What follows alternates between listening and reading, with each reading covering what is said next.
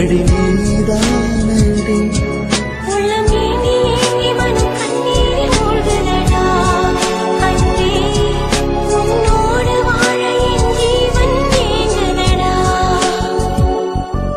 உயிரே